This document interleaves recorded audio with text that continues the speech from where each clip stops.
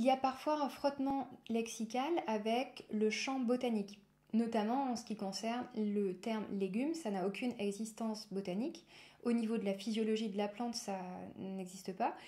Et par contre, le fruit, en fait, on en retrouve systématiquement sur toutes les plantes.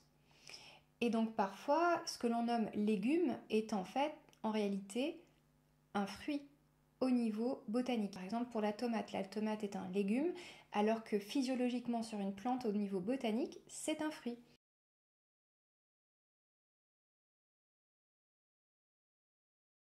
Ensuite, dans la catégorie fruits, il y a plusieurs choses à nuancer. Alors quand on parle de fruits secs par exemple, les fruits secs c'est différent des oléagineux.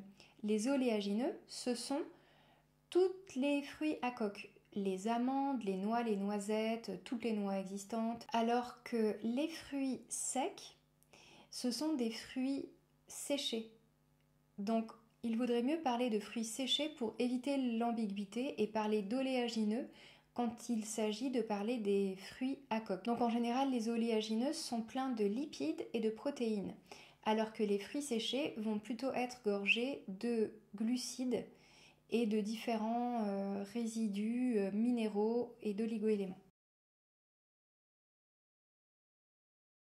Les fruits, encore une fois, il y a une nuance à apporter en naturopathie et il ne faut pas mélanger les différentes catégories. Il y a les fruits acides, les fruits mi-doux et les fruits doux. Acides, on retrouve les citrons, les oranges, les pamplemousses, les tomates, les ananas, les myrtilles, le raisin, le kiwi, les fraises et les framboises, les groseilles. Alors que dans les mi-acides, on va retrouver pommes, poires, prunes, mangue.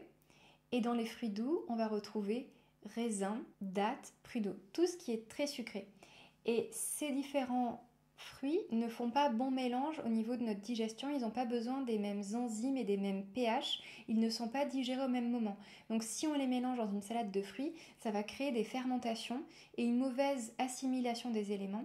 Et donc la cellule ne sera pas aussi bien nourrie que si on mangeait isolément ces fruits. Et de toute façon, les fruits, c'est recommandé de les prendre en dehors des repas. Dans les féculents, il y a les céréales, mais aussi les légumes farineux. Pour les graminées, les céréales sabots, donc seigle, avoine, blé, orge, épeautre. Et dans les crucifères, on va retrouver tout ce qui est sarrasin, millet, quinoa. Voilà, en fait, on voit que elles ne sont pas formées de la même manière. Certaines sont sous forme d'épis et il y a des grosses réserves amidonnées en fait à l'intérieur de ça. Donc elles sont beaucoup plus sucrantes. Elles ont beaucoup plus de sucre à l'intérieur que les autres. Donc en naturopathie, on va plutôt conseiller d'aller vers ces autres céréales qui sont beaucoup mieux assimilées, qui produisent beaucoup moins de fermentation. Dans la catégorie des féculents, on retrouve aussi les légumineuses, alors que les légumineuses sont aussi des protéines. Donc voilà, il faut faire attention parce qu'on a tendance à confondre féculents avec glucides, mais en fait, voilà, dans cette catégorie, on retrouve les légumineuses qui sont très protéiques. Pareil au niveau des fruits.